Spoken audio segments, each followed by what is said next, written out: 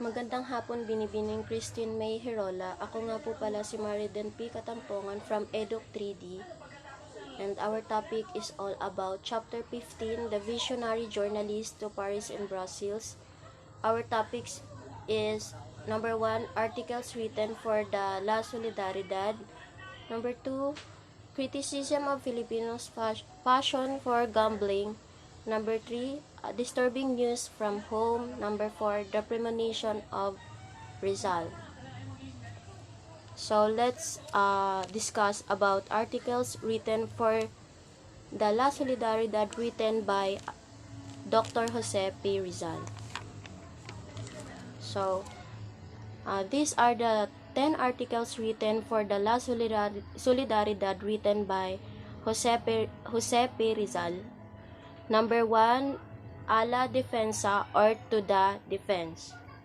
So, a la defensa or to the defense, this was his reply to an anti-Filipino writing of Patricio de la Escorora, which Rizal published on April 30, 1889. So, itong first article na nilathala ni Rizal, na kabilang sa La Solidaridad ay pinublish noong April 30, 1889 para sagutin ang isinulat din ni Patricio de la Escorora, na yung sulat kasi ni Patricio de la Escorora is anti-Filipino. And layunin din ni Rizal nung sinulat niya yung ala defensa na ito ay para imulat yung mga Filipino sa mga hindi tamang ginagawa ng mga praile. So, proceed tayo sa number 2. Number 2, La Verdad para Todos or the Truth of All. La Verdad para Todos or the Truth of All. This was written on May 31, 1889 in defense against the Spanish accusations that the native local officials were ignorant and immoral. So, the second article was published on May 31, 1889 by Rizal para depensahan yung mga Pilipino laban sa mga mapanirang mga Espanyol or sa mga paninira ng mga Espanyol. Na yung mga Filipino daw is ignorant and immoral. So, the third one is Vicente Variantes Teatro Tagalog. So, ano nga ba yung Vicente Variantes Teatro Tagalog? Vicente Variantes Teatro Tagalog, this article was published on June 15, 1889, which exposed Variantes' ignorance on the theatrical art of the Tagalog. So, sinulat daw ito ni Rizal para sa isang tao, si Vicente Variantes, na kung saan tinatalakay ng article na ito ang pagiging ignorante ni Vicente sa mga teatrong Tagalog. So, nilathala to ni Rizal noong June 15, 1889 para i-expose nga yung ignorance ni Vicente sa mga teatrong Tagalog. So, punta na tayo sa number 4. Number 4, una, profanasyon.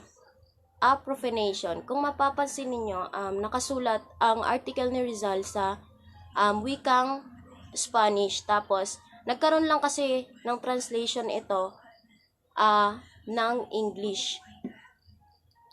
So, yung una profanation or a profanation, this was published on July 31, 1889 as a bitter attack against the friars for denying Christian burial to Mariano Herbosa, his brother-in-law, who died of cholera.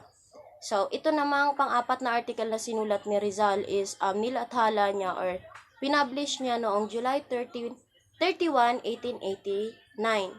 So, ito yung parang ina-attack niya yung mga praile or yung mga paring Espanyol, kasi yung mga paring Espanyol kasi na yan is dininay yung paglilibing ng kanyang bayaw na si Mariano Herbosa. Si Mariano Herbosa, bayaw siya ni Rizal na namatay sa sakit na cholera. So, yun yung dahilan kung bakit sinulat ni Rizal yung una profanasyon. So, next one or the fifth one is the Verdades Nuevas or the New Truths. So, ano nga ba yung Verdades Nuevas or the New Truths? So, Verdades Nuevas or the New Truths, this was written by Rizal on July 31, 1889 to answer the letter published by Vicente Biloc Sanchez in La Patria, alleging that the granting of reforms in the can redound to the destruction of the peaceful rule of the friars in the Philippines. So, kung mapapansin ninyo, halos magkasunod lang din na nag-publish ng article si Rizal, kasi magkasunod lang yung una profanasyon sa kayong Verdades Nuevas. So, yung Verdades Nuevas, ito ay isinulat nga ni Rizal para sagutin ang isang sulat ni Vicente Biloc Sanchez sa La Patria, na kung saan yung sinulat kasi ni Vicente Biloc doon is yung mga praile is hindi naman sila destructive sa Pilipinas. So, ni-reveal doon ni Rizal na yung mga praile nga is hindi sila nag-grant ng reform sa Pilipinas. Yun. Tapos, pinublish niya yon noong July 31, 1889. So, next one is crueldad or cruelty. Number 6. This article was penned by Rizal on August 15, 1889 to defend his friend Blumentritt from defamatory and insulting attacks of the latter's enemies. So, yung number 6, kung mapapansin nyo, may word na crueldad. So, ito yung article na sinulat ni Rizal, tas pinublish niya noong August 15, 1889 para depensahan yung kaibigan niya na si Blumentritt from sa paninirang puri at pangiinsulto ng mga naging kaaway ni Blumentritt. So, yun yung dahilan kung bakit napabilang din tong crueldad sa La Solidaridad. So, let's proceed to number 7, differentias or the differences. So, number 7, this was written on September 14, 1889 as a reply on the attacks of the article entitled Old Truths published in La Patria, which ridiculed the Filipinos who were then clamoring for reforms from the Spanish government. So, yung pang-pito, ito yung differentias or sa English ay differences. So, ito naman ay sinulat ni Rizal noong September 14, 1889 para maging sagot sa isang article na isinulat at ma-entitled ito na Old Truths na pinublish nga sa La Patria. Hindi lang ako familiar sa author na nagsulat pero nag-publish nga sila ng ganon. Tapos yung ano na yon, yung article na yon, nagpapakita siya ng hindi tama na mga pananalita or mga behavior na kung saan yung mga Pilipino daw is they are insisting reform from Spanish government. So, parang nag-i-insist daw yung mga Pilipino na bigyan ng mga reforma ang Pilipinas from Spanish government. So, ayun yung differentias. So, let's proceed to number 8, inconsequentias or insequences. Excuse me. Number 8, inconsequentias or inconsequences.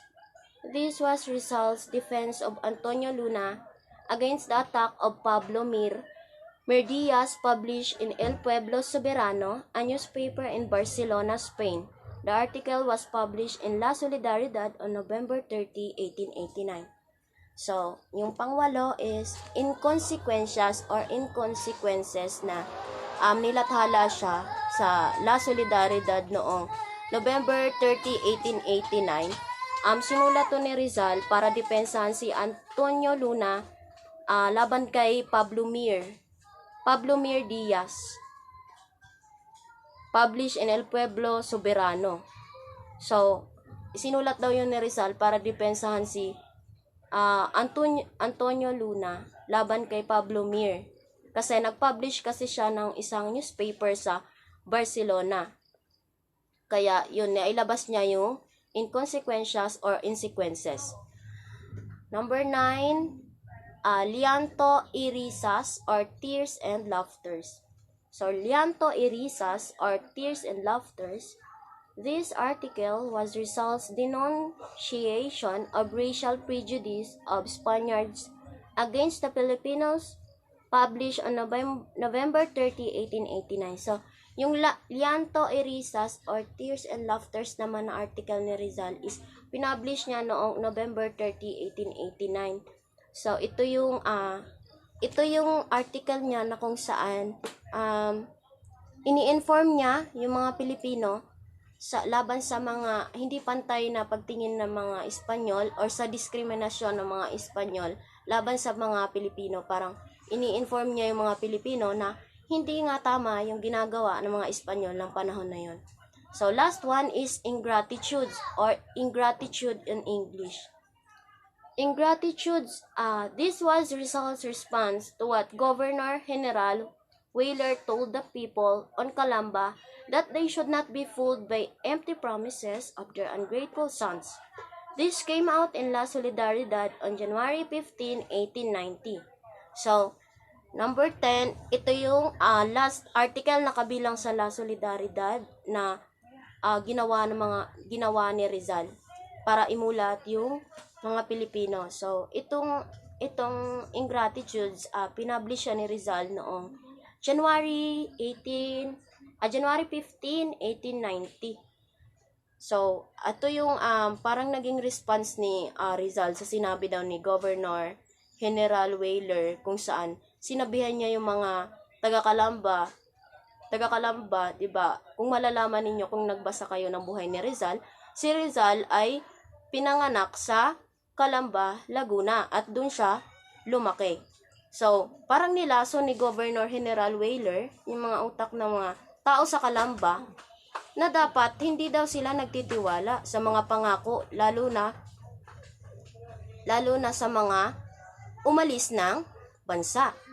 So, yun, sinulat yun ni Rizal, yung article na yun, para patamaan din yung si Governor General Weyler sa kanyang mga sinasabi sa mga taga-Calamba, Laguna, kasi pinupoiso niya yung mga utak ng mga taga-Calamba. So, yun yung dahilan kung bakit naisulat yung 10 articles na yun at napabilang sa La Solidaridad. At naging parte ng ating kasaysayan at ating paglaya mula sa mga Espanyol. So, let's proceed to criticism of Filipinos' passion for gambling.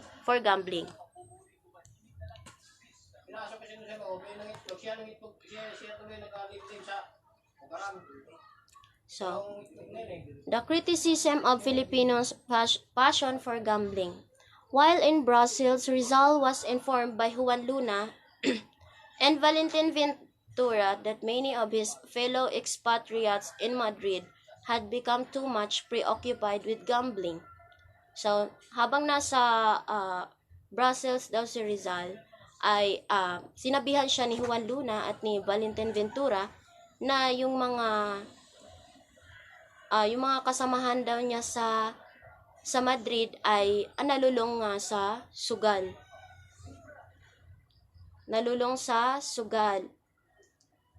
So, kaya pumunta naman si Juan Luna at Valentin Ventura kay Rizal kasi gusto nila na may gawing paraan si Rizal para matigil nga yung gambling na ginagawa ng kanilang mga kasamahan at ng ibang Pilipino.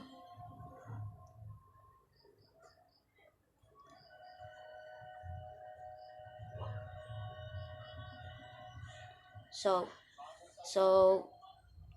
si Rizal kasi pumunta kasi siya ng Brussels para i-work nga yung mga articles na yon para magkaroon ng freedom yung Pilipinas. Pero yung ibang mga kasamahan kasi niya is nalulung nga sa pagsusugal.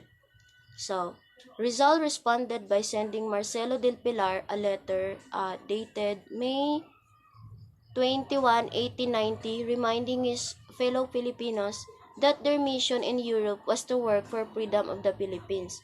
So, nung nalaman na ni Rizal na yun nga, nalulong sa sugal yung iba niyang mga kasamahan, is nag-respond agad siya. Tas binigyan niya si Marcelo del Pilar ng isang letter dated May 28, 1890. May 28, 1890 niya sinulat. Niremind niya yung mga Filipino na yung mission niya kung bakit nasa Europe nga siya is para makamit ng Pilipinas ang kalayaan nito. Tapos ito din yung nasabi ni Rizal doon sa sulat niya. I am afraid that we are serving the friars' camp. So, natatakot daw siya na parang nagsisilbi na lang tayo sa mga praile or yung mga Pilipino. There is nothing to remind them that the Filipino does not come to Europe to gamble, amuse himself. So, yun nga, pumunta nga si Rizal ng Europe hindi para magsugal at hindi para maggala-gala, kundi wino-work niya yung freedom ng Pilipinas. At para maibalik ang dignidad ng ating bansa. It is not necessary to leave the Philippines to gamble. So, hindi daw yun makatarungang rason na iwanan yung Pilipinas para magsugal sa Europe. If we who are called upon to do something spend our time in these things precisely when the years of youth should be employed in something more noble and lofty, for the reason that youth are fighting for useless illusion, that instead of being worthy of liberty, we are worthy of slavery. So, yun yung nasabi ni Rizal. Kailangan daw yung mga youth daw, mas ini-spend nila yung years nila sa mga makabuluhang bagay. So, narito din yung sinabi niya, natatakot daw siya na yung pinaglalaban niya lang is mapunta sa wala, or parang maging isang pangarap na lang na yung bansa natin hindi na magiging karapat-dapat sa pagkakaroon ng liberty or kalayaan, kundi magiging worthy na lang tayo sa pagiging alipin ng mga Espanyol. I appeal to the patriotism of all Filipinos to give the Spanish people proof that we are superior to our misfortune, and that neither are we capable of being brutalized, nor can our noble sentiments can be defined with our corruption of custom. So, yun yung naisulat ni Rizal. Yung last niya dito na naisulat, may nabanggit siya na I appeal to the patriotism of all Filipinos to give the Spanish people proof that we are superior to misfortune. So, wag daw tayong wag tayong maggagawa ng rason para bigyan ng patunay yung mga Spanish people na mas alipinin pa tayo, or parang pinapakita natin sa kanila na mas karapat dapat tayong gawan ng corruption, being brutalized. So, yun yung sabi ni Rizal. So, let's proceed to ayan yung sinabi ni Rizal. Hindi ko pala napakita kanina. So, ayan. Next one is disturbing news from home. So, first bullet, Rizal was disturbed by the news he received from Calamba, Brussels. He came to learn that agrarian problem has worsened. So, naistorbo daw si Rizal sa balita na mula sa Calamba, nakapunta pa ng Brussels. Nalaman niya na yung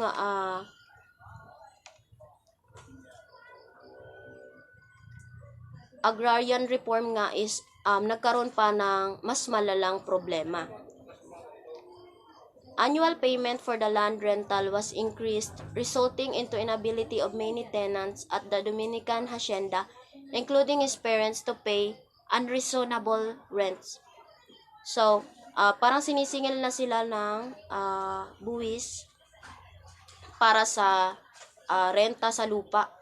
Kabilang yung pamilya ni Rizal na magbabayad ng renta na hindi naman reasonable yung price. So, yun yung naging problema ni Rizal. To aggravate the bad news from Calamba, Pasiano together with Antonio Lopez, the husband of Narcisa Rizal, and Silvestre Ubaldo, the husband of Olympia, were rusticated to Mindoro. So, mas lumala pa daw yung balita na yun kay Rizal kasi si Pasiano tapos si Antonio Lopez, yung naging asawa ng kapatid ni Rizal na si Narcisa Rizal, at si Silvestre Ubaldo, yung asawa naman ni Olympia Rizal, ay sa pilitang pinalipat sa Mindoro ng mga Espanyol.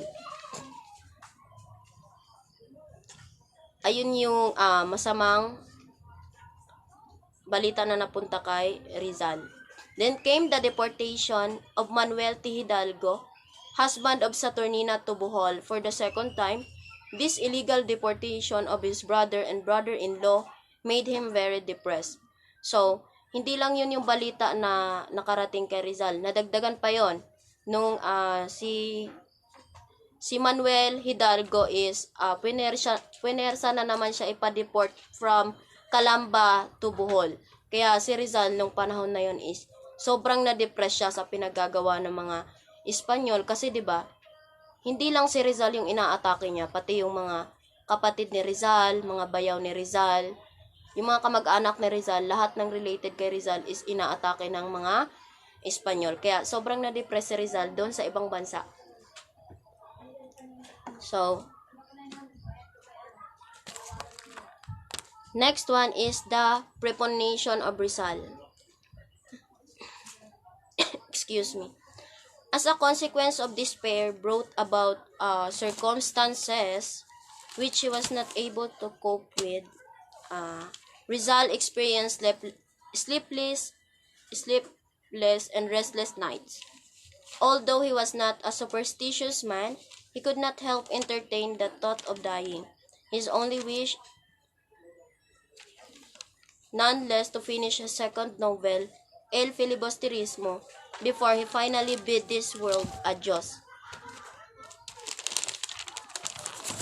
So, dahil nga dun sa nangyari na yon, dahil sa sobra-sobrang balita na napunta kay Rizal, sobra siyang nag-depress, yung nangyari sa kanya, hindi na siya makapagpahinga, hindi na rin siya makatulog sa gabi. Nagkaroon na siya na insomnia. Hindi na makatulog si Rizal, siguro kakaisip dito sa Pilipinas, sa nangyayari sa pamilya niya. So, hindi naman sobrang nega ni Rizal, hindi rin siya pamahiing tao. Pero, naiisip niya na yung mamatay. So, yung naging hiling niya lang na bago sana siya mamatay is matapos niya yung ginagawa niyang novel, yung pangalawa niyang novel na ginagawa, yung El Filibusterismo. Yun yung second novel ni Jose Rizal na pinublish niya noong 1891, na nagpapakita nga, parang pinoportray doon, nilabas ni Jose Rizal na inaabuso at kinokorrupt ang mga Pilipino ng mga Spanish government at ng mga praile. So, bago mamatay si Rizal is na-publish niya ang El Filibusterismo. So, yun lang ang aking report. So, thank you for gracias por escuchar. So, thank you for listening. Again, I am Mariden P. Katampongan from Eduk 3D, your reporter for today. Thank you.